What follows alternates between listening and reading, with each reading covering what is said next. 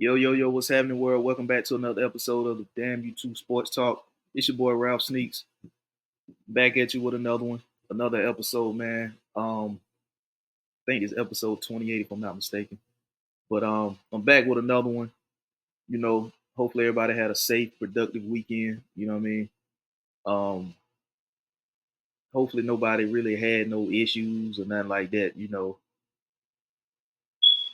Just hope everybody had a safe, productive weekend. Appreciate y'all for tuning in. But we back with another one. Damn You Two Sports Talk Show. This your boy Ralph Sneaks. If you ain't done so, make sure you head over the IG, damn_you2_ sports talk. I follow back. Hit the link in the bio to subscribe on YouTube. Damn You Two Sports Talk on YouTube. Head over to X, Damn You Two Sports Talk. Follow over there. And when you're on YouTube, follow, hit the notification bell so you can get notified when new content releases. But we're gonna jump right into it, man. We're gonna get into it. Week 8 NFL recap.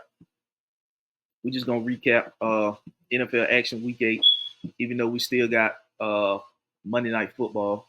But we're just gonna preview what took place yesterday. Um, as we all know it, crazy game in DC, the Commanders and the Bears, um, in which the Commanders came back, on a last second Hail Mary. If you don't know, that's what happened. The Bears drove the field, took the lead, and then the Commanders came back and ultimately won it on a game-winning Hail Mary. But one thing that stood out, and I didn't see this until I got on social media. I actually had walked away. I was watching the game, and right when Jay Daniels released the ball, I had just stepped back into the room. I had walked away for a second, came back, and once I got back, Jay Daniels was actually releasing the ball on the Hail Mary play. And something about it, I said, damn, man, what if he catch this shit? I said that to myself. Because what made me say that is like the type of season that the Washington Commanders is having. You know, this will just be, the way things are going for the Commanders right now, going for the people up there in DC, the hype around the city about the Washington Commanders, Dan Quinn, his first year coaching over there, the team under new ownership. You got a rookie quarterback. You now sitting at 6-2 at the top of the division. It's just something about that type of break just seems to happen to that type of team. You know what I'm saying? I just had some feeling. I was like, damn, what if he catch this? I didn't think that he would, but I was like, what if? And I was only thinking what if because of the type of season that they having with Jay Daniels. Jay Daniels probably wasn't even supposed to play because of the rib injury he suffered last week in the win over Carolina. But he ended up playing. But what I'm getting at is what I was about to get at is I didn't see it on social media until early this morning. I mean, it might have been late last night, early this morning. Something that the Chicago Bears DB Tariq Stevenson, I think this is his name, was taunting the crowd before the actual play happened, and he made his way into the play. Once the receivers and stuff started coming downfield, he turned around and realized the play had started. The receivers were headed downfield.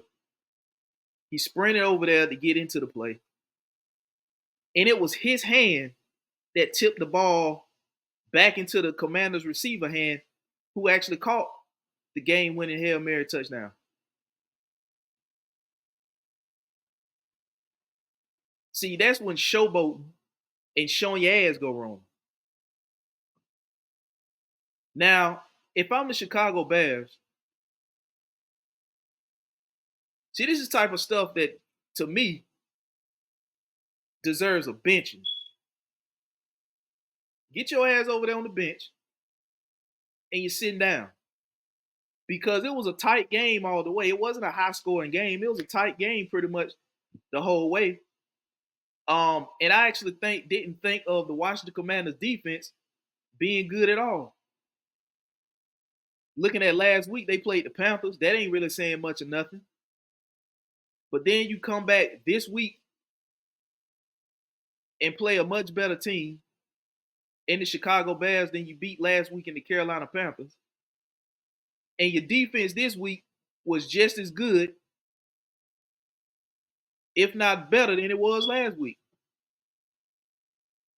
So I think the Washington Commanders is a team defensively that's getting better as the season goes. You got a defensive-minded head coach in Dan Quinn. You didn't start the season so hot on defense, but now as the season goes, you're starting to get a little better each week. And if you Tyreek Stevenson, the Chicago Bears had fought to get in that to come back and take the lead in that game. And for it to come down to a Hail Mary, a play in which your ass wasn't even paying attention to, you got back into play. But all that taunting the fans and doing all this other kind of shit you was out there doing, if I'm the Chicago Bears, I'm sending a message and I'm benching his ass. Point blank, period. Now, like I said, you did get back into play and you did get a hand on the ball, but you didn't back the ball down. But had you not been so involved in trying to taunt the fans and the crowd up there in D.C. and had your ass already in position, maybe you would have had a better chance at batting the ball down to the ground, which then would have led you to come out of there with a win. Because a field goal did no good for the Commanders. They had to score. So for them to get a Hail Mary off of your tip pass, your tip ball, and your ass just seconds before was taunting the crowd, taunting the fans up there in D.C., and you get back into play, and it's your tip ball that goes into the receiver's hand, that's the game-winning touchdown. See, that's the kind of shit, that's the kind of stuff I'm putting on film, and I'm showing the team that we ain't going to be doing. We fought hard to get back into this game and take the lead late. And we lose a game on some bullshit like that. Now, the only reason that I'm benching him is because it's still plenty, it's still plenty of football left to play. Now, if that had been a game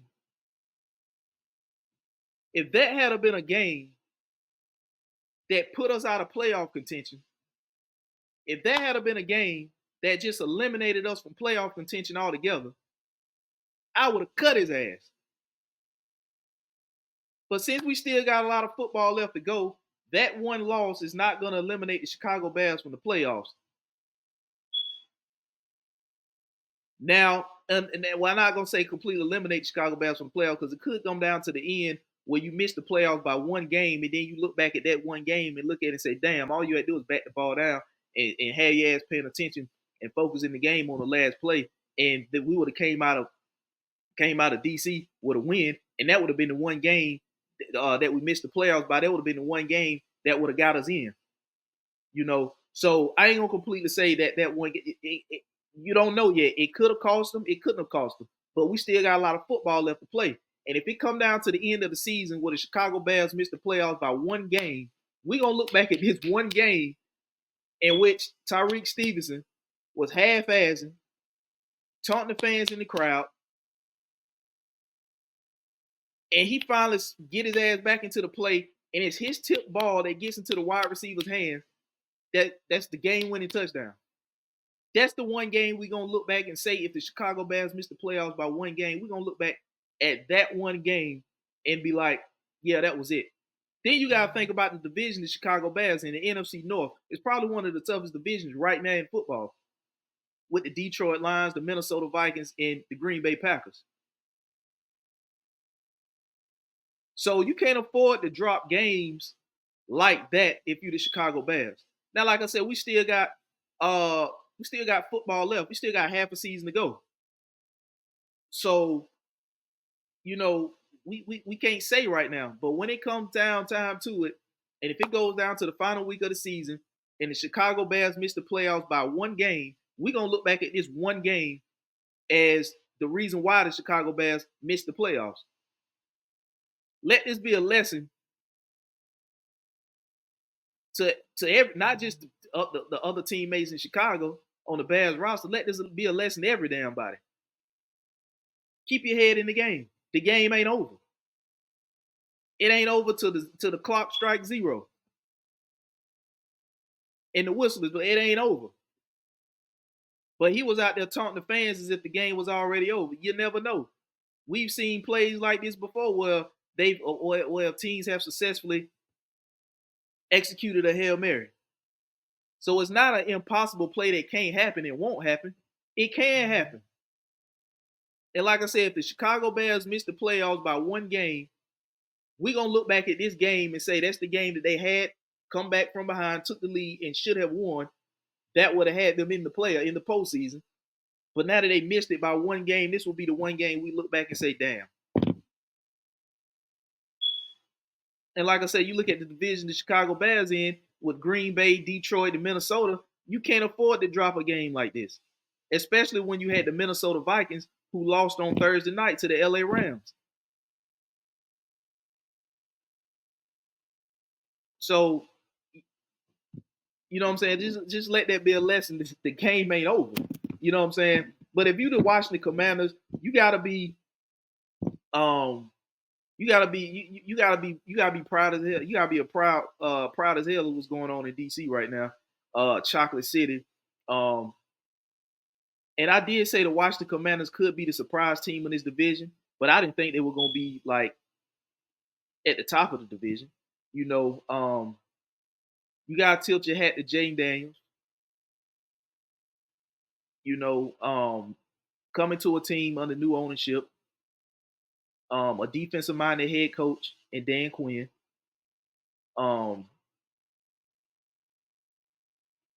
If you look at the overall roster, you really the wide receiver core that he has is not really outside of Terry McLaurin. You probably couldn't name no other receiver there. You know, Zach Ertz, the tight end there. You know, they brought in Austin Eckler in the offseason. Brian Robinson is there. They traded away a receiver in the offseason to the division rival Philadelphia Eagles, Dotson.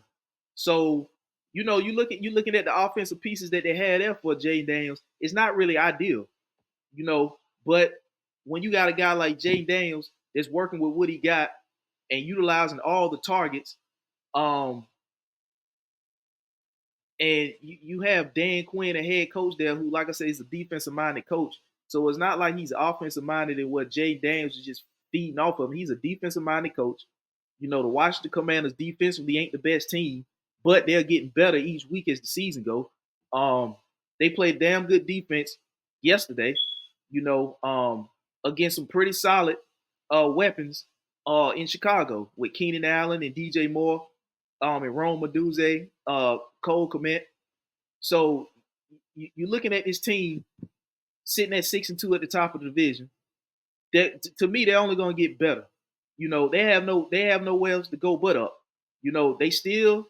You look at the wide receiver core. They damn sure could add to the wide receiver core. You know, now this team here, I'm not saying that they are, but I wouldn't be surprised, which they probably won't, because they probably satisfied with where they at right now at this point in the season with a rookie quarterback and under new ownership, and with Dan Quinn coming in being his first year as the Washington Commanders head coach. You know, I'm not sure if they are going to make a move for a wide receiver, but who knows? I wouldn't be surprised if they did. You know, but they getting the job done with what they got. Like I said, outside of Terry McLaurin, you probably couldn't name another wide receiver. You know, like I said, Zach Ertz is a tight end, but you probably couldn't name another wide receiver that they have there. So you gotta tilt your hat to what Dan Quinn and Jay Daniels is doing up there in DC. And like I said, I had picked them to be a surprise team this year, but I didn't think they would be at the top of the division. When I said surprise, I mean that might be one of those teams that could, you know, get in possibly as a wild card, with somebody else losing late in the season or whatever, and they winning and sliding in, that way. But now it look like they could possibly win the division. I understand teams could have meltdowns or whatever, but the confidence that this team is gaining as the season go, I really don't see that. Anything could happen, but I don't really too much see that. Like I said, the defense is getting better and playing better week by week. Um, I think they added a lot in the offseason. If you look at the moves that they did, it just wasn't a lot to the wide receiver core, but they getting it done with what they got, and you can't be mad at them. 6-2, Jay Daniels. So and when it's all said and done, Jay Daniels could probably be the best quarterback out of this draft class. You know what I'm saying? Now Caleb Williams is starting to come around. Um, you know, offensively, it's like Jay Daniels is pretty much trusting Jay Daniels and handing him the keys to the offense and saying, take us there. And he doing it. You know what I mean? He's not really being, on a leash. You know what I mean? They let him do his thing. They let him run when he need to. He's making the throws. He's not turning the ball over. And they're pretty much going down the field. And like I said, they don't have a star-studded wide receiving cast. So, Terry McLaurin, and you really don't look at Terry McLaurin as a number one. To me, I think Terry McLaurin is a solid two. I don't think he's a one. I don't think they have a number one wide receiver on there. They just going out making the most out of what they got, doing what they do, in my opinion. And as a result of that, they sitting at 6-2. So hats off to the people up there in DC, the fans of the Washington Commanders. I can't say nothing bad about them. They made the right pick with the second overall pick, drafting Jay Daniels. All this rumor about teams may want to trade up with Washington moving back and all that. They never, in my opinion, wanted to do that because they had their eyes set on Jay Daniels. They knew what they were getting. So kudos to shouts out to the Washington Commanders and the people up there in DC, giving them something to talk about when it comes to football with Washington Commanders. But moving on, I mean, I hate to talk about this game because this team is going absolutely nowhere. Still sitting on one win. Um, the Carolina Panthers, who went back to Bryce Young, as they went to Denver and lost 28-14 yesterday.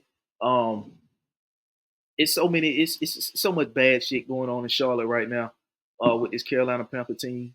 Bryce Young, 24-37, 224 yards, 2 TDs, 2 picks, and he was sacked twice. Chuba Hubbard, 15 attempts, 56 rushing yards. Miles Sanders, 1 attempt, 7 yards. Miles Sanders, he has to be on the trading block. But the thing is, I don't know who will want Miles Sanders. I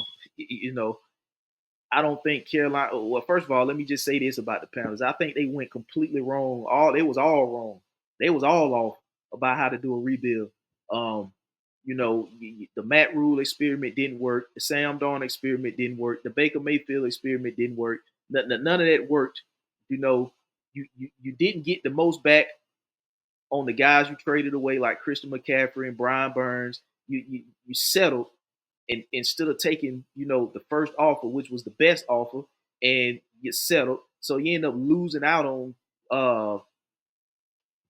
what you could have got for Brian Burns, because it was reported that you could have got 2 firsts for Brian Burns from the LA Rams, but you said no because you wanted to re-sign him just to turn around and trade him to the Giants for a second round pick and another pick or something like that. I can't remember exactly what the deal was, but the offer wasn't as good as what the LA Rams put out on the table for you that you declined. But if you Dave Canals, you got to be looking at this right now. If you the Carolina Panthers and Dave Canals, this is just an audition year for next year. You just looking at guys. These guys are just auditioning for a roster spot for next year. So you're just using the remainder of this season. Well, that's really what you've been doing all damn season. But you're just really doing it for the remainder of this season. Just trials. You're just seeing what guys you're going to keep next year. You're just seeing what guys have value leading up to the trade deadline and what you can ship out and trade to get something back in return, so you can go into the draft or go into free agency with a better outlook of which direction you need to go in. And right now, if you're looking at the Carolina Panthers, you can go in any damn direction. You just pick a spot, pick a position, and go. You know what I mean? Other than maybe the running back position, because you just drafted Jonathan Brooks and he'll soon be ready to go. And but outside of that, just pick a damn position and draft there. You can't go wrong. You know, so this is just an audition. The rest of the season is just auditioning. Players are just auditioning, and they're seeing who they're gonna keep, who has value that they can trade at the deadline, and who they're gonna let go. That's it. You know, so I'm looking forward to be another busy offseason. Or I'm looking forward to be a busy offseason for the Carolina Panthers. They ain't got a damn thing they playing for now. They just playing the season, the schedule, because that's what the NFL season called for. They don't got a damn thing to look forward to. Not a damn thing. Other than the draft. And if you Dave Canals, you was brought in to work with Bryce Young, and I think he knows that Bryce Young is not his guy. They're not going to get rid of Dave Canals after his first year, because that will be. I mean, if they get rid of Dave Canals, the NFL has to step in and take control of the David Tepper and this franchise. They got to do that, because this right here is a bad representation of the NFL brand. You know, the Matt Rule experiment didn't work. Then you brought in Frank Wright for whatever reason, and he ain't last. Uh, he ain't last a whole damn season, I don't think. You know. Then now you go in, you had Steve Wilkes, a guy that the team seemed to kind of rally around and get energetic around and play. And then you act as bad of a season you had that year, you still came one game away from making the playoffs. You came one game away from winning the division and making the playoffs. It came down to the final game of the season against the Tampa Bay Bucks, in which you lost that game, in which you had a lead and ended up losing that game. And you would have won. If you had won that game, you would have won the division. You would have been in the playoffs. But they didn't want to keep Steve Wilkes, so they elected to go in a different direction, and they just been falling like hell ever since. Uh, so there's really nothing. I mean, there's nothing you can say good about the Carolina Panthers now. You know, absolutely nothing. You know, you messed up the rebuild by trying to skip steps and skip the process. But that's part of a rebuild. You have to go through the process. So it's better for you to just go ahead and go on through it than to keep trying to speed up and setting yourself back. Because every time you do that, you only set yourself back. You know what I mean? So, you know, they went out to Denver, you know, lost. They 1-6, 1-7 now, I believe, 1-7 now. So it looked like they headed for another 2-win season. You know, back-to-back years of two wins. That's not a good representation of the NFL brand. They're not getting no primetime games. The damn tickets is probably under $10. And then once you go in, you probably can just pay the minimum ticket, cheapest ticket, and you can just walk down and get any damn seat. Because I don't think the ushers are gonna really be, you know, checking tickets. You know, they probably glad to have somebody down there filling in the damn seats to make it look like fans are there. It's probably more fans there of the visiting team than it is the damn home team. So it's a mess in Carolina right now. They went out to Denver and lost, like I said, they would lose. And next week, I can't remember who they got, but they probably gonna lose that damn game too. I think it's the Saints, if I'm not mistaken. They probably gonna come back home against the Saints and lose that damn game too. As bad as the Saints looking, they still gonna lose the damn game. So you know they got a shit show going on in Charlotte right now. Hopefully they can get that shit cleaned up in the next 3 years. You know, because that's probably what it's looking like right now. Unless they have some magical turnaround from somebody, it's definitely going to have to come from somebody that's not currently on the damn roster, because it is the defense is terrible. Uh, I mean, I think it was like 3rd and 11 yesterday, and a toss sweep got them the first down. The damn defense is awful. You know, they got to be last in every damn category. Um, so, you know, it's a shit show right now in Carolina. It's a complete shit show. Moving on, yeah, the Dallas Cowboys. Sunday night football out in San Fran last night. They end up losing 20, 30-24. Um, Dallas Cowboys right now, I think their season is pretty much hanging. You know, I don't think they're gonna make a move at the trade deadline. They didn't really do shit in the offseason. So I don't in free agency, so I don't think they're gonna do nothing at the trade deadline either. And I keep telling y'all, Jerry Jones is just telling you guys enough to make you think that he wants to win as bad as he make it seems like he wants to win. But in reality, Jerry Jones just wants to market the hell out of that Dallas Cowboy brand, continue to rake in those dollars, and keep that $1 billion brand. You know, he's having tours. Fans can come and do tours or whatever. The team's trying to work out, and it's just fans coming in, taking a tour, and all this other kind of shit, all kind of distract.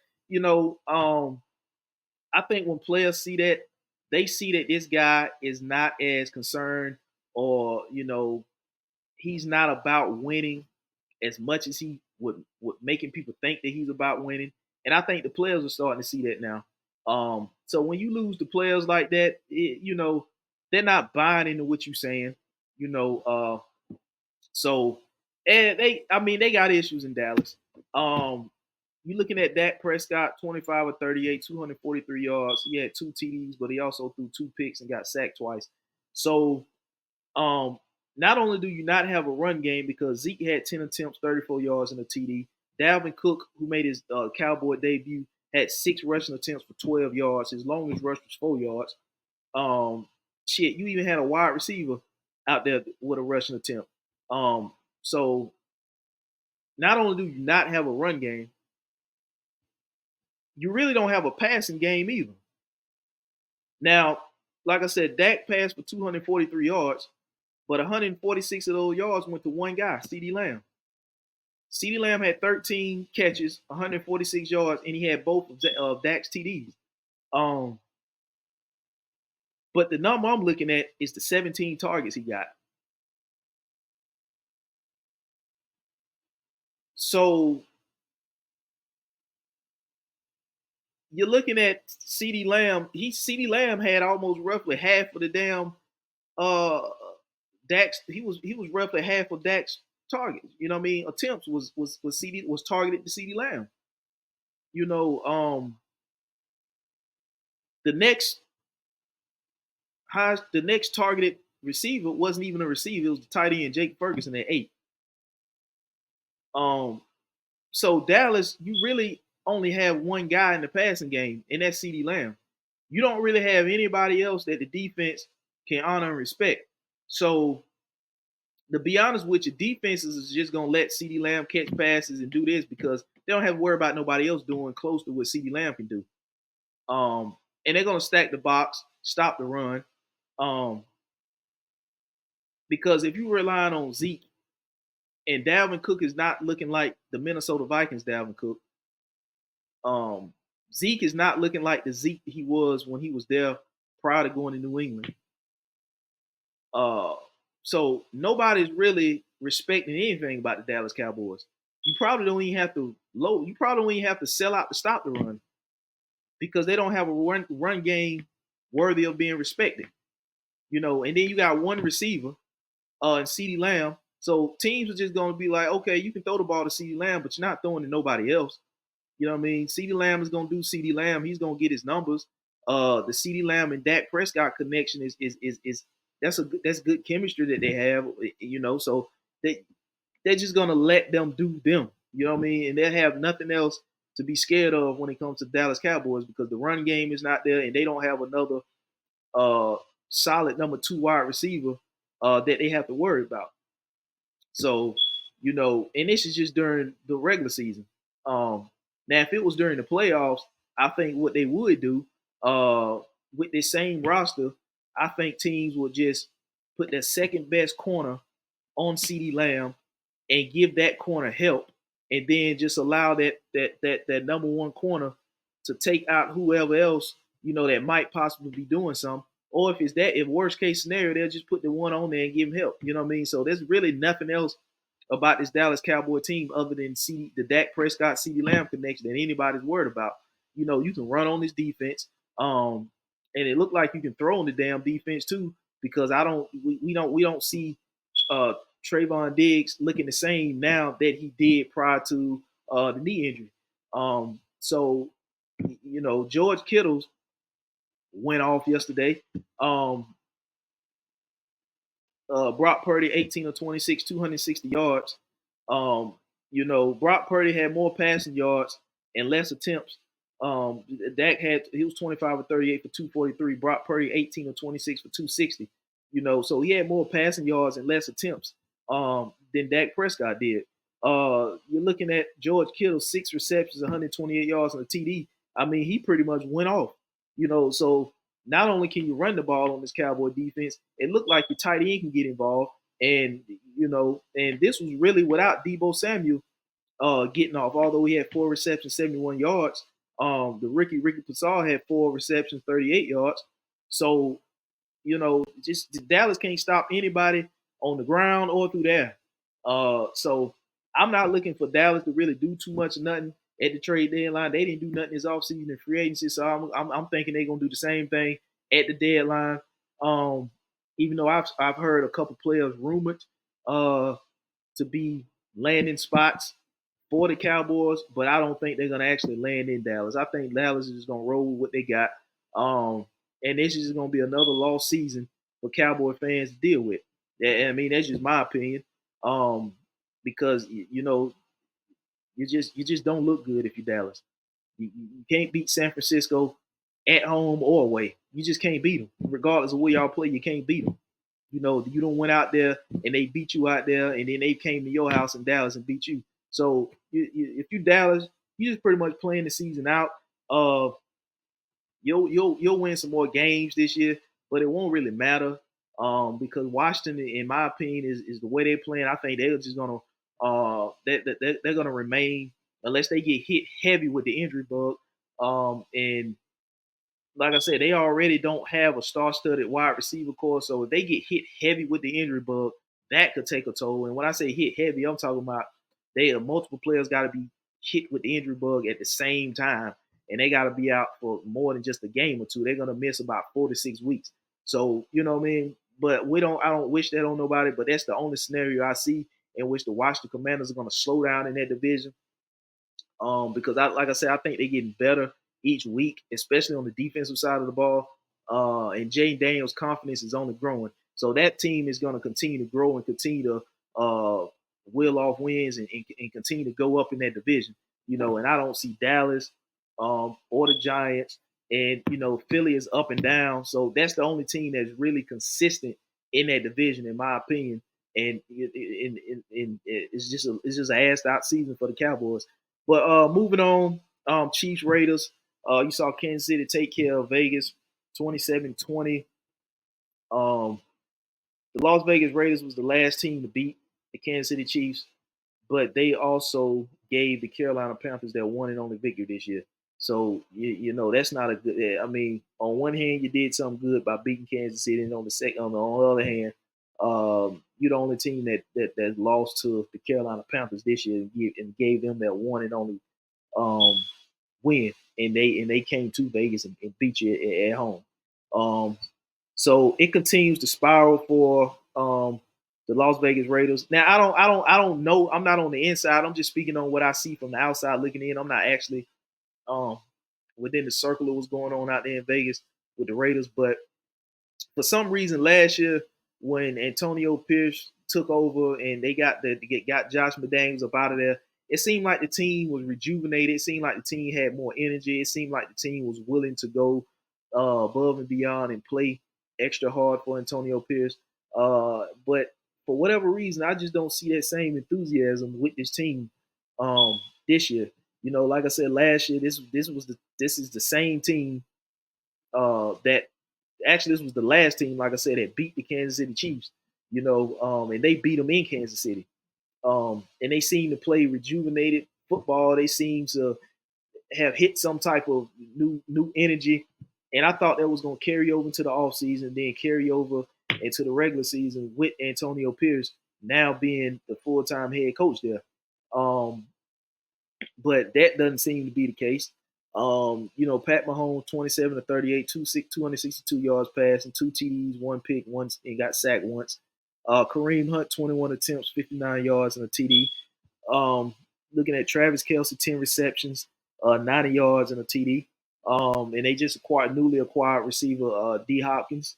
Um, two receptions, 29 yards on 3 targets.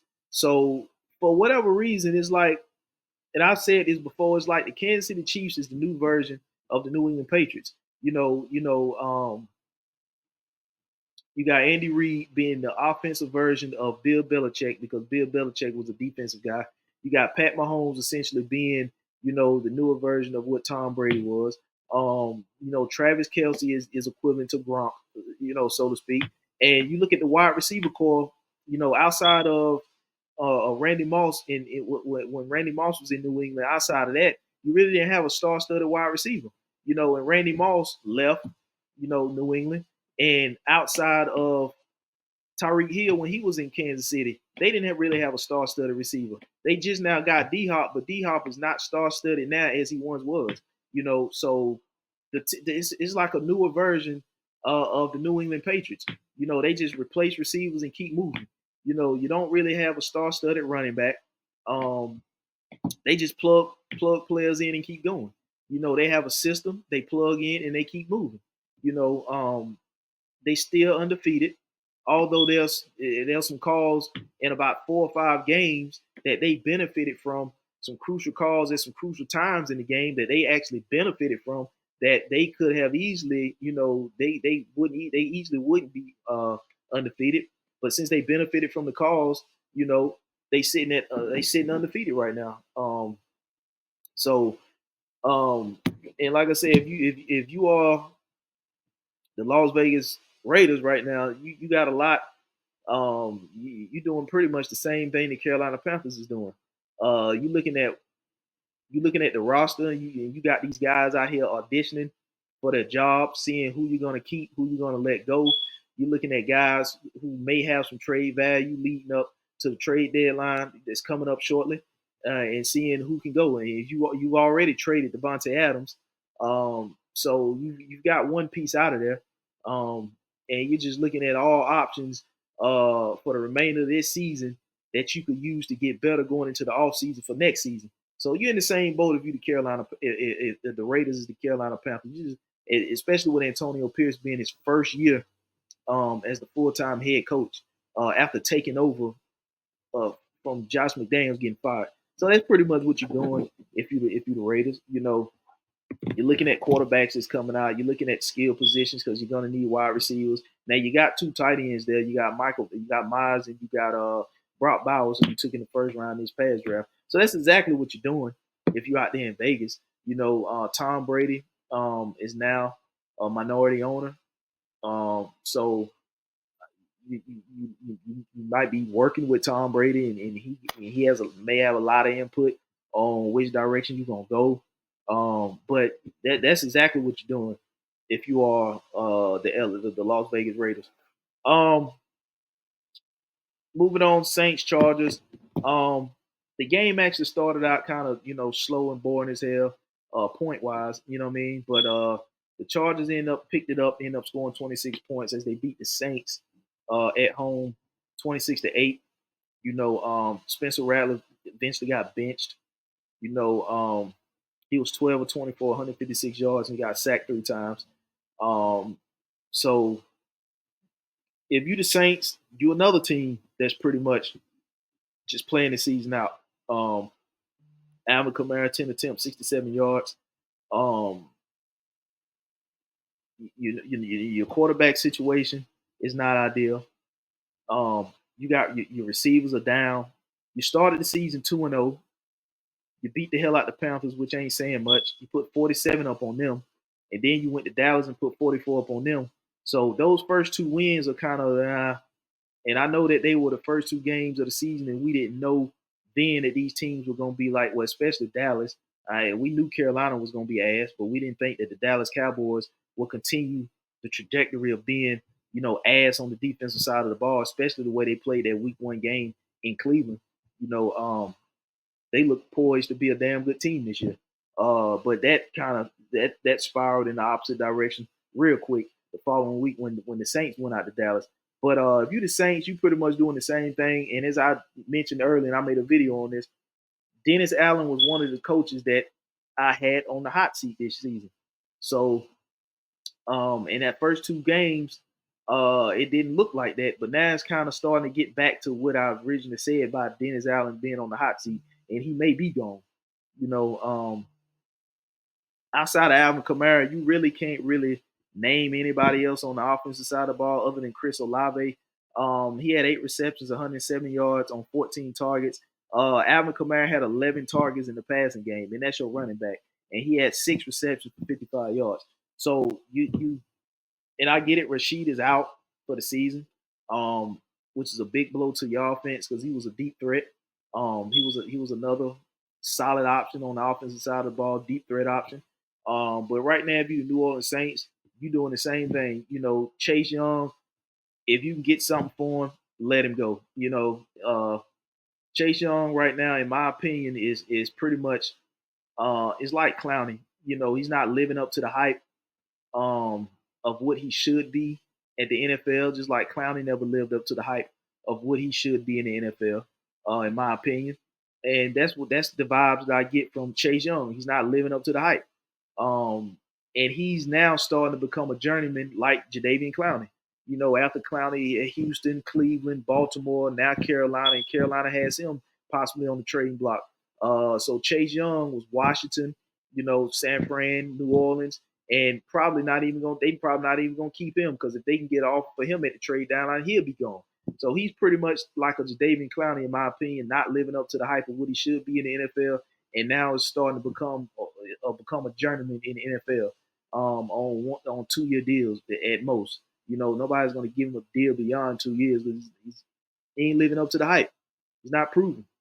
Um, so you know, you got that going if you New Orleans. But on the other side of you, the LA Chargers, Justin Herbert, 20 or 32, 279 yards, 2 TDs, and he got sacked 3 times. J.K. Dobbins, 17 rush attempts, 57 yards and a TD. Ladd McConkey had 6 receptions, 111 yards and 2 TDs.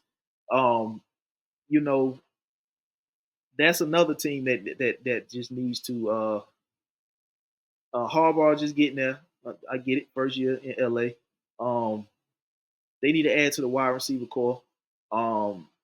Because if you have a quarterback like Justin Herbert, just add some wide receivers there. You know, I'm not sure what's going on with Quentin Johnson, the first round pick out of TCU. Last year's first round pick out of TCU. Not sure what's going on with him. But they just need to go and get a solid go-to wide receiver. You know, they picked up a nice receiver, Ladd McConkey out of Georgia, I think it was the second round of his past draft. He's going to be solid for them. You know, and it seems like him and Justin Herbert have already built a little chemistry. But other than that, I'm not looking for the LA Chargers to do a whole lot. You know, this is just, you know, they just starting to get warmed up, starting to get their feet wet a little bit with Harbaugh's first year out there. Bills Seahawks, Buffalo 31-10 over Seattle, made the cross-country trip. I actually took Buffalo to win this game. For some reason, I don't know what the hell is going on out there in Seattle. I thought this was going to be a pretty decent, pretty solid team this year, especially on the defensive side of the ball. For some reason, they seem to play better away than they do at home. You know, they came off a victory last week in Atlanta, in which I didn't think they were going to win that game. And then I thought they were going to come back home and build off of the momentum that they won in Atlanta last week. But they didn't do that. They come back home and they only scored 10 points against the Buffalo Bills. Seattle, Geno Smith, 21 of 29, 212 yards and a pick, and he was sacked as well. Looking at Kenneth Walker, 9 attempts, 12 yards. That's not going to cut it. Geno Smith, 5 attempts, 16 yards. That's not going to cut it. Jackson Smith and Jigma, 6 receptions, 69 yards. Kenneth Walker, 4 receptions, 33 yards. Noah Fant, 3 receptions, 22 yards. That's just not going to cut it, man. You got, I mean, I don't know what the hell is going on with Seattle. They've seemed to hit like an offensive wall out there. So I would be looking for Seattle to be in the market for drafting a quarterback in this year's draft in April. So what I mean, because what they doing at home, it just ain't gonna cut it. It just ain't gonna cut it. 31-10, you lost to Buffalo. Josh Allen, 24-34, 283 yards, 2 TDs. He threw a pick and he got sacked once. James Cook, 17 rush attempts, 111 yards, and 2 TDs. I had him on my fantasy team, and he gave me numbers. Josh Allen had 7 rush attempts, 25 yards. Mitchell Trubisky even had 3 rush attempts. I mean, he was in the negatives, but he had, negative 3 yards. Keon Coleman, 5 receptions, 70 yards, and a TD. Shakur, he had 10 targets. He had 9 receptions, 107 yards. Amari Cooper, 2 targets, 1 reception, 3 yards. I don't know. You got the victory, 31-10. But Amari Cooper, give him more than 2 targets. Now Amari Cooper needs to get, if he needs to get up to speed on the offense, then that's one thing. If that's the case, then just don't have him out there getting cardio. 2 targets, he only caught 1 reception for 3 yards. I mean, that's just I don't understand that. I think they need to get more Amari Cooper more involved. But it's good that you won the game, you know. So I guess as long as you win in the game, then you could kind of bring him along at the speed that he need to be brought along. And the main thing is you went out to Seattle and you got the victory. 31-10 Buffalo. Colts, Texans. The Texans edged them out 23-20. Um, Anthony Richardson, 10 of 32, 175 yards, 1 TD, 1 pick, and he got sacked 5 times. Jonathan Taylor had 20 rush attempts, 105 yards, and a TD. You're looking at Josh Downs, 4 receptions, 109 yards, and a TD. Michael Pittman, 1 reception, 16 yards. Trey Sermon, 1 reception, 14 yards. Jonathan Taylor, 1 reception, 12 yards. A.D. Mitchell, 1 reception, 9 yards.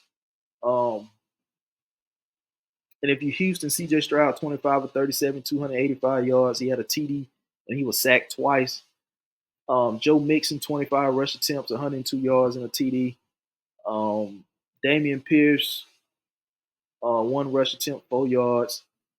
Stephon Diggs had 5 receptions, 81 yards on 9 targets. Dalton Schultz, 4 receptions, 52 yards on 6 targets. Tank Dell, 4 receptions, 36 yards, 35 yards. And Mixon had 4 receptions, 32 yards. Mechie, he caught 3 passes too, 29 yards. Divisional game. Division games usually be kind of tight. You know what I'm saying? But I think if you the main thing, you just have to. If you Houston, you just got to continue to find ways to win games like this. And if you Indy, I think you really are dealing with Anthony Richardson, a guy who you drafted that didn't have a lot of games played under his belt, coming out of Florida when you drafted him. So I think the games and what you're seeing from Anthony Richardson is just from a lack of having games played under his belt when you drafted him. So you're looking at Anthony Richardson. I don't look for the Colts, especially when he's injury prone or starting his NFL career off, slightly injury prone, along with Jonathan Taylor. Those are your 2 main pieces, and both of them are slightly injury prone players. Start off. So I think with Anthony Richardson, it just may be a time thing because, like I said, when you drafted him out of Florida, he didn't have a lot of games played under his belt when you drafted him. So that might just be a time thing with him. I think what you just need to do if you Indy, you just need to keep adding pieces. Just keep adding pieces, find an identity and build around that. A.D. Mitchell, I think, you drafted A.D. Mitchell. That's a nice piece to have offensively, along with Jonathan Taylor. But like I said, those guys are injury prone. So, he's in, he's out, he's in, he's out, he's in and out. I think you just have to get some consistent health offensively if you are the Indianapolis Colts. And like I said, for Houston, you just got to continue to win games like this, the way you're finding ways to win these type of games. And, Houston will be fine. Houston, even though Nico Collins is out, but they'll be fine.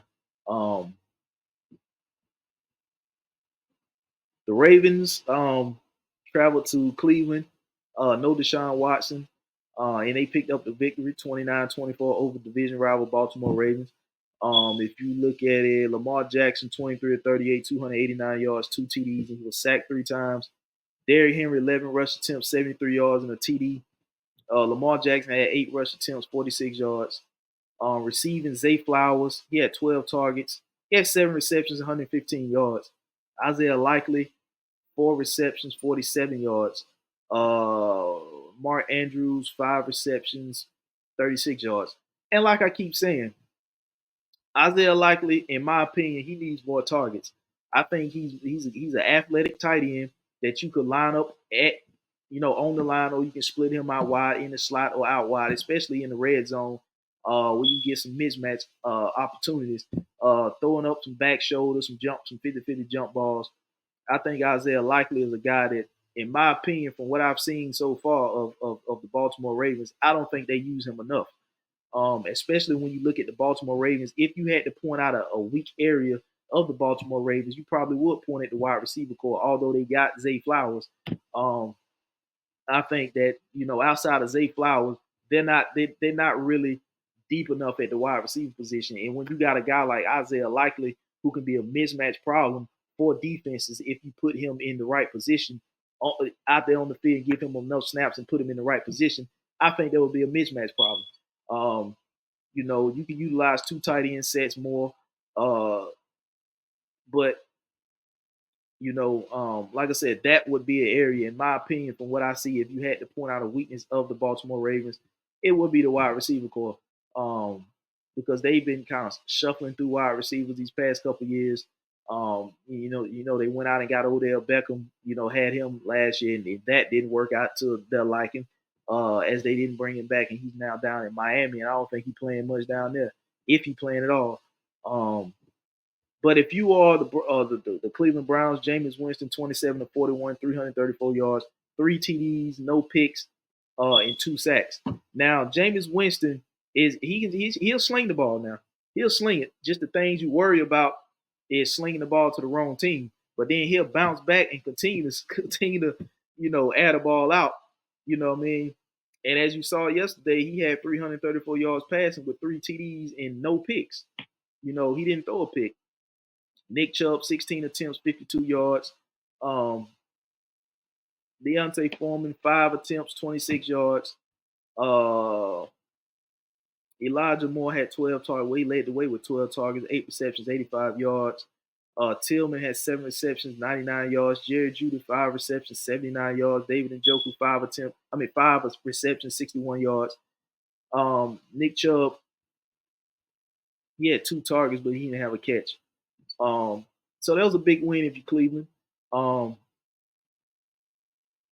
Hate to see what happened to Deshaun Watson, tearing Achilles. Obviously, he's done for the season. But you had Jameis Winston step in and play big. And they came out of there with a win over division rival Baltimore Ravens. Now, I don't know what pieces they're looking to sell off at the trade deadline. As you know, Amari Cooper is already gone. He's over there in Buffalo.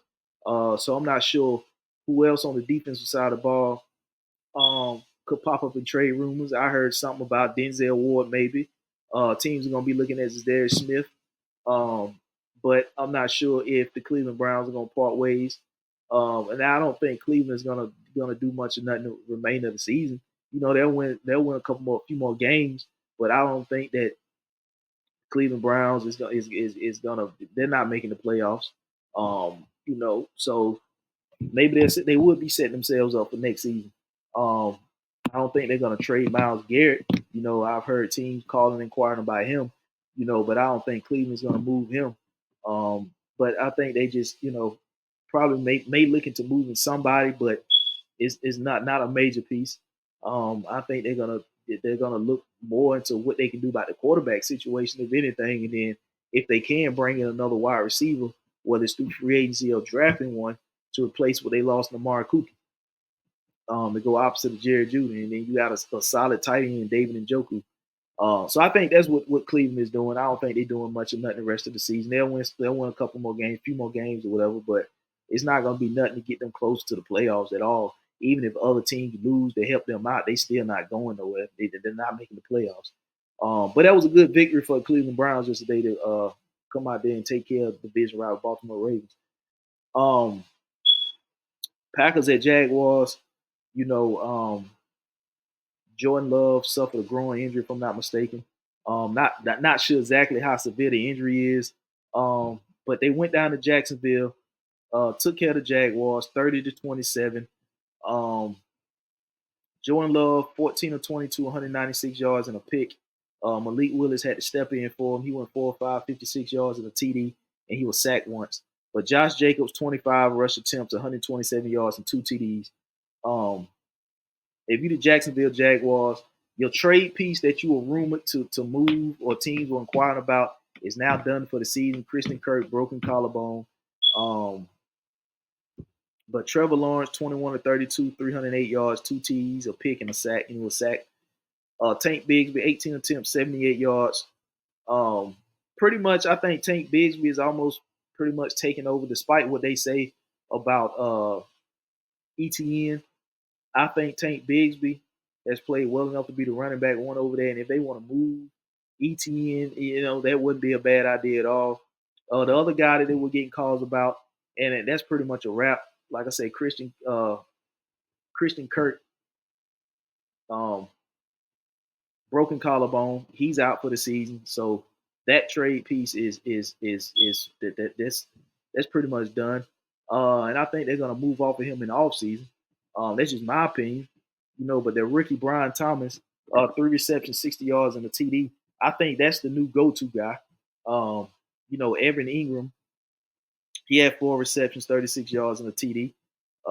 So those are the two guys, and they're definitely going to go and get another receiver in this offseason, whether it's free agency or drafting, because I think they found their guy in Brian Thomas, the first round draft pick out of LSU.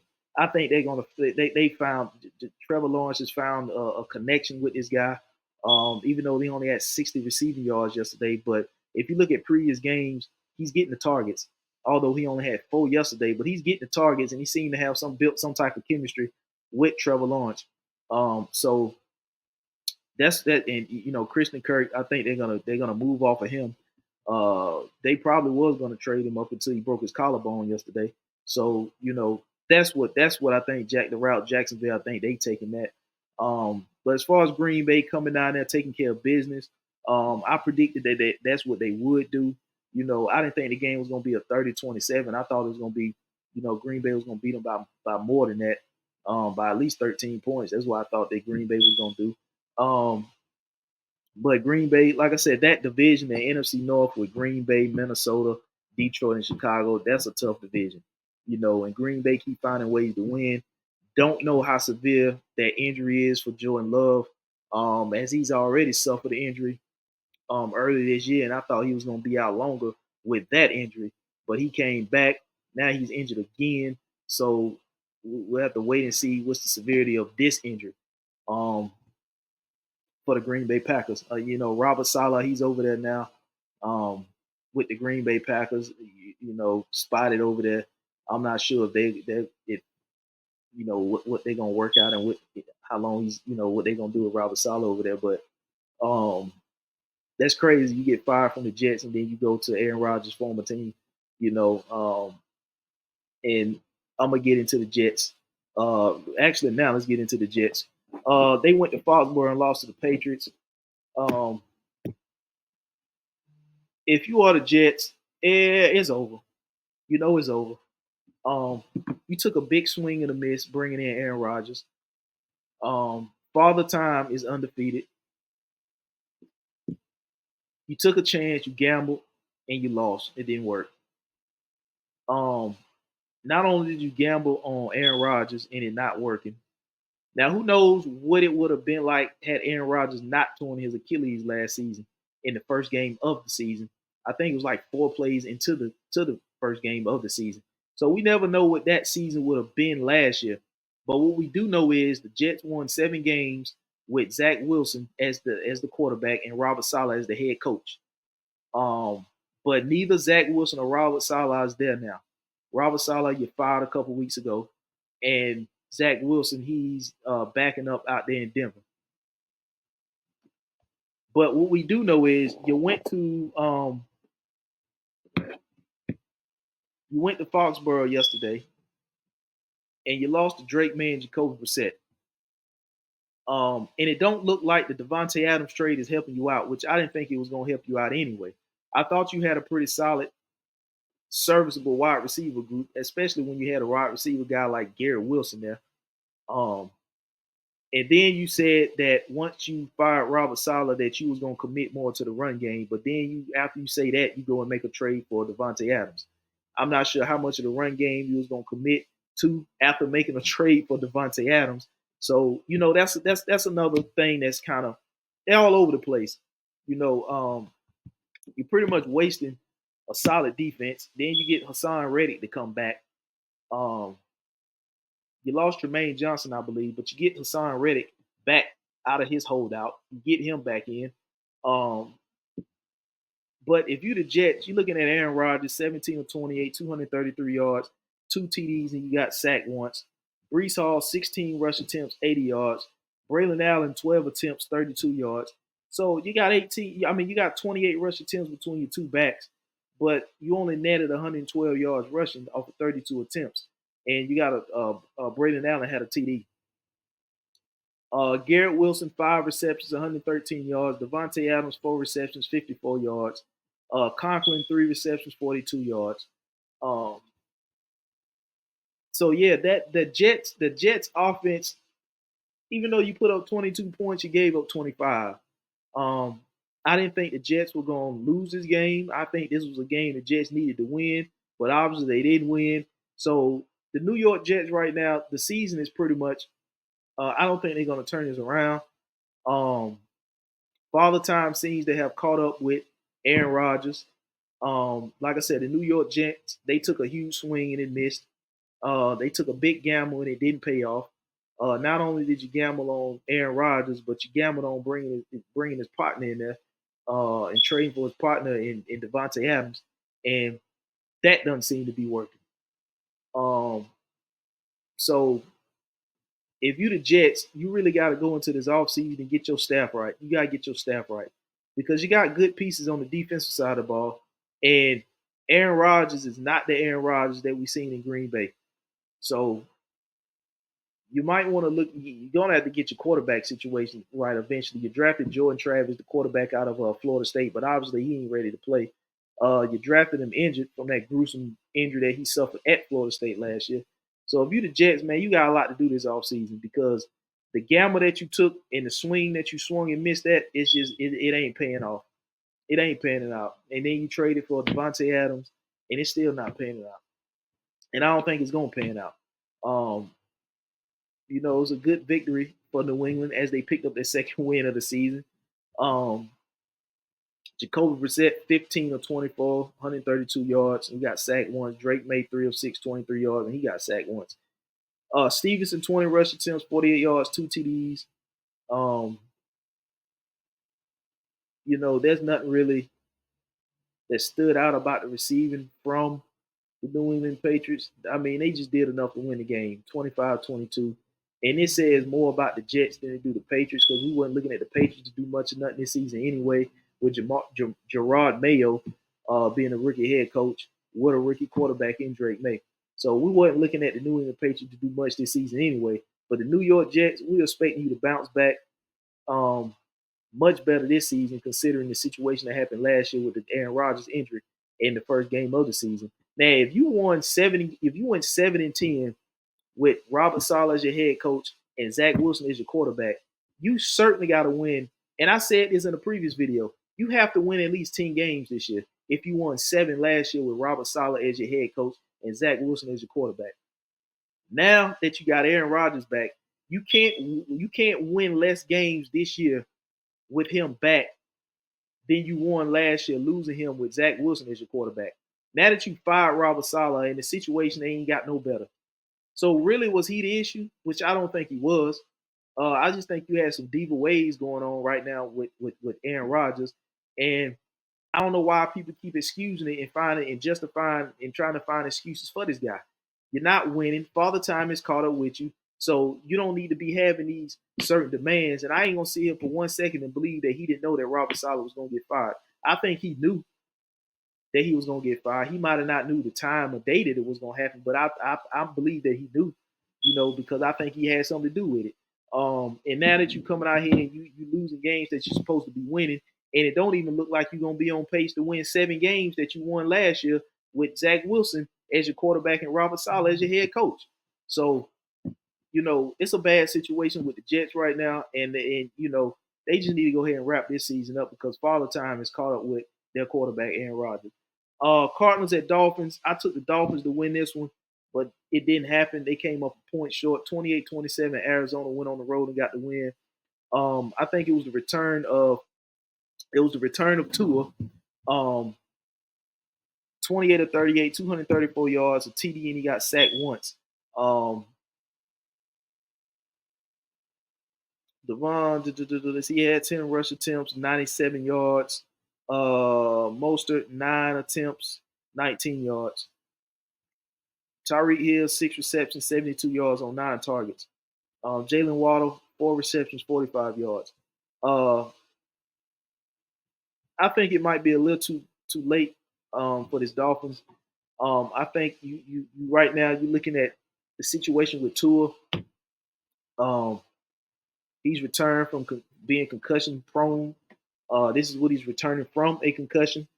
Um, and it's just the numbers offensively this season ain't close to being there of what they were last year. I think they finished first in damn near all the offensive categories that you could finish in offensively, but that just ain't the case this year.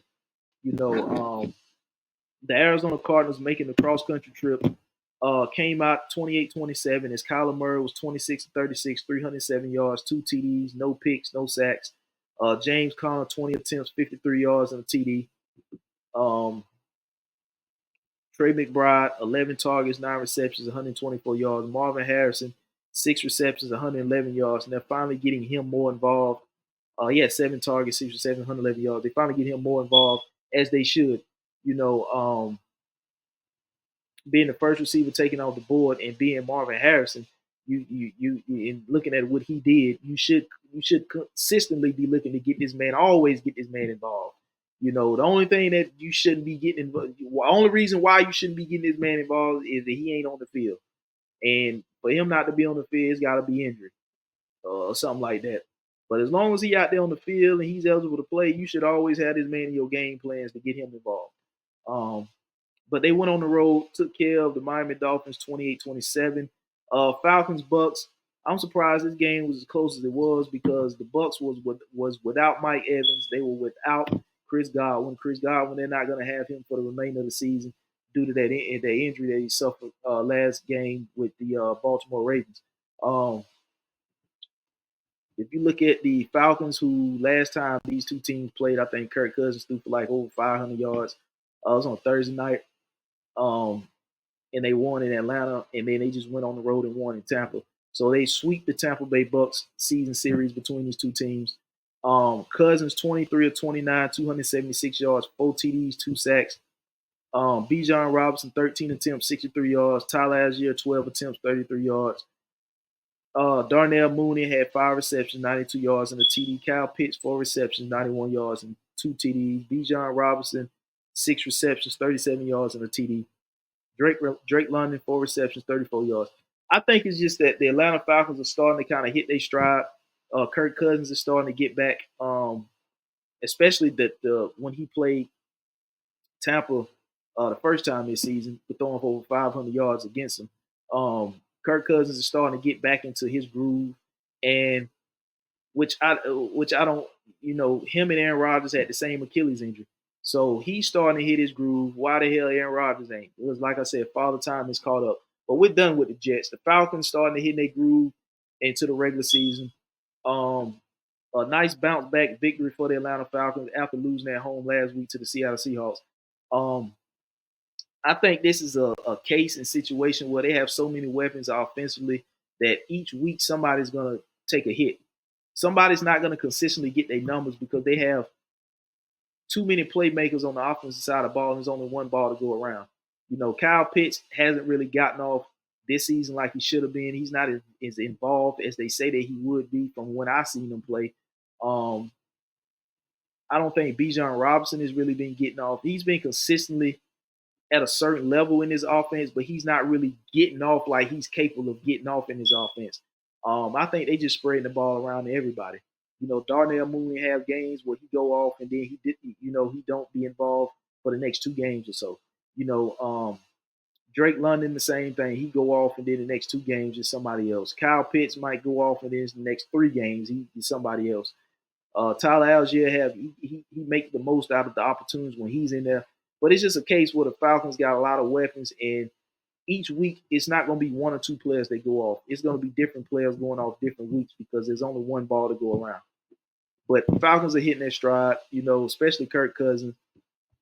And pretty much you can just go ahead and if unless Atlanta get hit with the injury bug, it's almost like you can just go ahead and give the Falcons almost like, I ain't said do it, but it's almost like looking at the NFC South with Tampa being down 2 receivers right now, and one of them, and Chris Godwin, is done for the season. Mike Evans is going to miss about 3 games or so, maybe 4, dealing with a hamstring issue. So they're going to be down 2 wide receivers for a while. The 1 and the number 2, not just 2 receivers, but the number 1 and the number 2 receiver. They really haven't found, quite who's they're going to be the number 1 running back, but they're just using running backs. If you look at Tampa, Baker Mayfield yesterday, he still threw for over 300 yards, 37 of 50, 330 yards, 3 TDs, 2 picks, and he did not get sacked. And I just seen breaking news: the Kansas City Chiefs are trading for a linebacker from New England. But Bucky Irvin, 9 attempts, 44 yards. They didn't have a stellar ground game. It was just Baker Mayfield through the air. Particularly the tight end got 10 targets, 9 receptions, 81 yards, and 2 TDs. And I think that's probably going to be the new number 1 tight end to at least. The new number 1 option is the tight end until at least Mike Evans come back, because like I said, there's going to be no more Chris Godwin this season. So I'm surprised that this game was even this close. 31-26, Atlanta with the win in Tampa. Like I said, they sweep Tampa season series, take both games from Tampa this year. And you can all pretty much pencil, in my opinion, not completely, but you can pencil, not ink, but pencil in the Atlanta Falcons as the division winner, because the Saints have hit a downfall. Damn Panthers ain't never got started this season, and now you're looking at 2 of the top receivers for the Tampa Bay Bucks are out. I think that Baker's still going to put up numbers, but it's not going to be enough numbers to keep up in the division with the Falcons. As I said, the Falcons are starting to hit their stride. And last time these 2 teams played, Kirk Cousins had over 500 yards passing.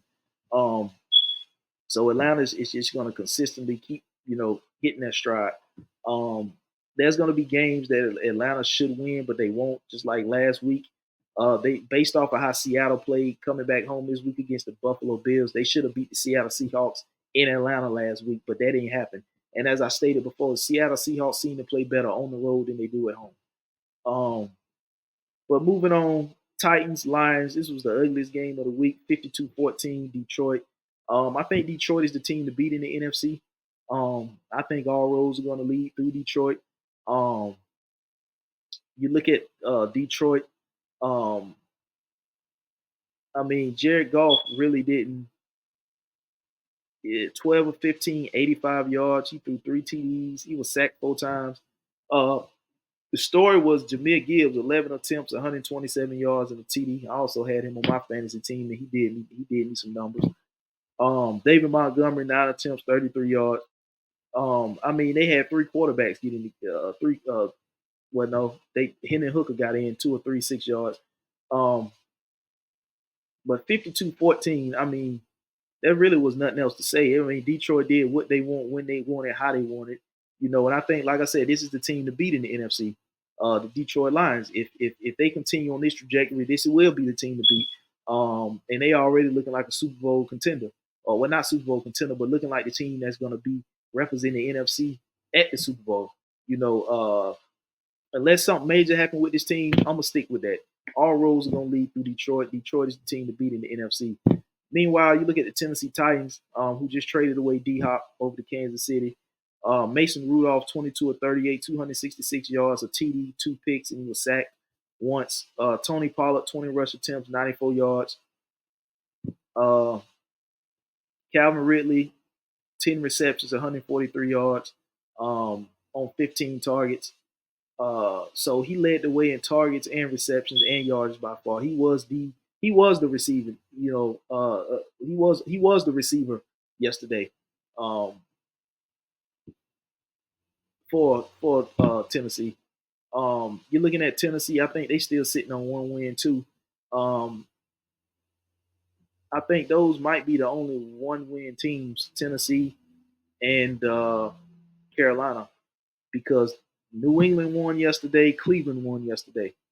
Um, and I got to double check what's Jacksonville record, but I think they sitting on 2 wins if I'm not mistaken.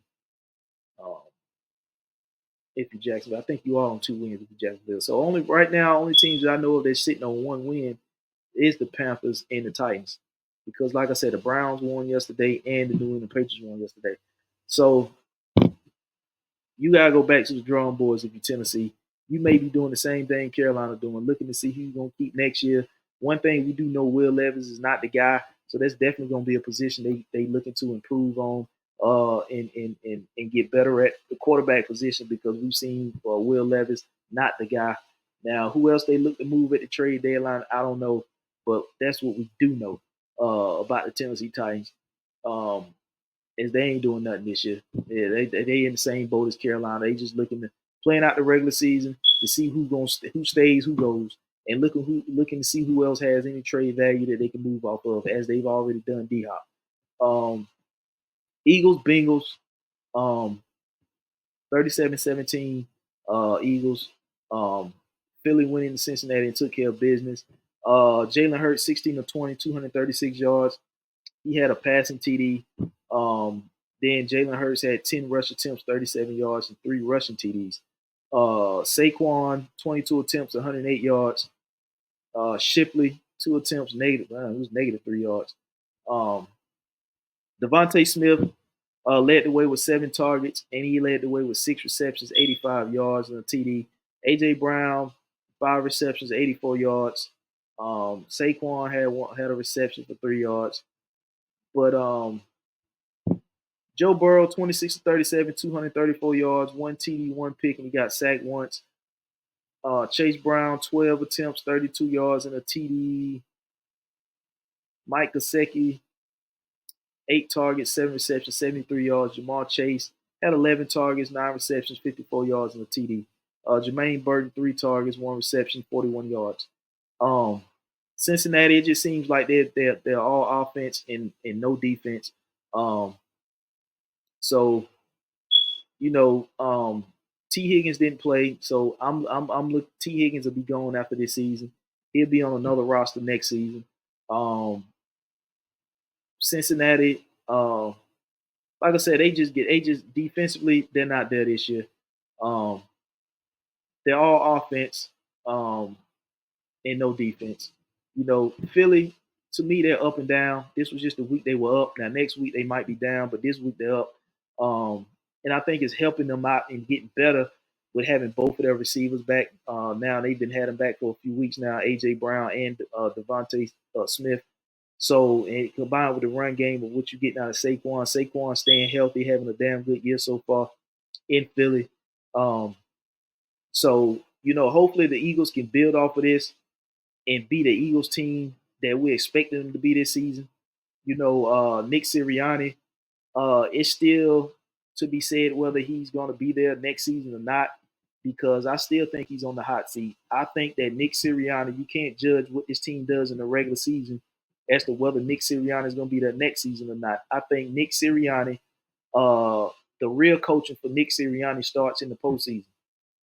You know, you have to get into the postseason because, like I said, Washington ain't going nowhere. Washington's got a chokehold on his division, and I think they're going to continue to get better as the season goes. So, Philly just has to make sure they get in the playoffs, which I think they will, and that's when the real coaching starts for Nick Sirianni. If he comes up short of the NFC Championship game or short of the Super Bowl rather, I think he's gonna be gone. I think the moves that this team has made, the players that they put in certain positions, um, they built the Super Bowl roster. You know, they have the pieces to get there. They just have to pick it up on defense, but they have the pieces to get there. And the regular season is not an indication of whether Nick Sirianni will be there. Now, I think the playoffs is going to be the indication of whether Nick Sirianni is there or not. But yeah, we got Monday Night Football, Giants 49. Giants and Steelers. I'm sorry. The Steelers sitting at 5-2. They made the quarterback switch from Justin Fields to Russell Wilson. They beat the Jets last week. The Giants. It's a good thing they're not at MetLife because they can't seem to get a passing touchdown at MetLife to save their damn life. Going to Pittsburgh, Giants 2-5. Give me the Pittsburgh Steelers to win that game. I just don't see nothing about what the Giants are doing to make me believe they're going to go down to Pittsburgh and win this game.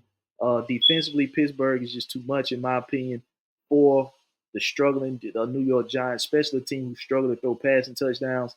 I think the pass rush is going to get after Daniel Jones. And I think the Steelers are going to improve to 6-2, which is the surprise team in that division. I didn't think the Pittsburgh Steelers at this point would be 5-2, looking to go 6-2 at this point during the season, especially making the quarterback change. They were 4-2 with Justin Fields. I'm still kind of looking for reasons why they made the change to Russell Wilson when you had a quarterback in Justin Fields that had you sitting at a 4-2 record. My guess is, this is my guess, that the pick that they traded to the Chicago Bears for Justin Fields, I think it was a 5th-round pick, and depending on Justin Fields' playing time as a starter, that turns into a 4th-round pick. So I'm guessing that they don't want to give Justin Fields that kind of time as a starter to convert that 5th-round pick to a 4th-round pick. So that's the only reason I would see. But other than that, if Russell Wilson wasn't ready to go week 1 and you went and had to go with Justin Fields and you won that week 1 game in Atlanta and you sitting at 4-2 and you make the change and Russell Wilson get a win versus the Jets, now you're 5-2 and he's playing the Giants looking to get another win, which I think they will, and move to 6-2. It's like, what other reason did you have to move off of a 4-2 quarterback that had you in a position that many didn't think you would be in, to go to a quarterback who had won the starting job, but the backup has got you sitting at 4-2. And it came down to the last second of who was announced as winning that starting quarterback job in Pittsburgh. It wasn't outright Justin Fields' job, and it wasn't outright Russell Wilson's job. Those guys had to compete for that quarterback job, and it came down to the last minute of a decision being made to make Russell Wilson the QB1. But he wasn't ready to go week 1, so Justin Fields, by default, came in, won it week 1 at Atlanta, and had them sitting at 4-2 in the division. So that's just my reason why I think they made the switch, made the change. Other than that, there was no reason to remove a 4-2 quarterback to put another guy in. Now, it's good that you're sitting at 5-2, looking real good to go 6-2. But that's just my logic behind why they made the move from Justin Fields back to Russell Wilson. Because, like I said, Justin Fields had you sitting at 4-2 at the top of the division. But that's my time, man. I'm about to get out of here. Make sure y'all head over to them social media platforms, follow, subscribe on YouTube. If you head over to IG, if you want to follow me personally, it's Ralph_Sneaks. It's scrolling down at the bottom of your screen. You can also follow the sports page, Damn_You2_Sports Talk. Click the link in the bio and you can subscribe on YouTube that way. Make sure you hit the notification bell once you subscribe on YouTube so you can get notified when new content releases. Or you can follow me on X at Damn You Too Sports Talk. That's my time. It's your boy Ralph Sneaks. Until the next episode. Peace.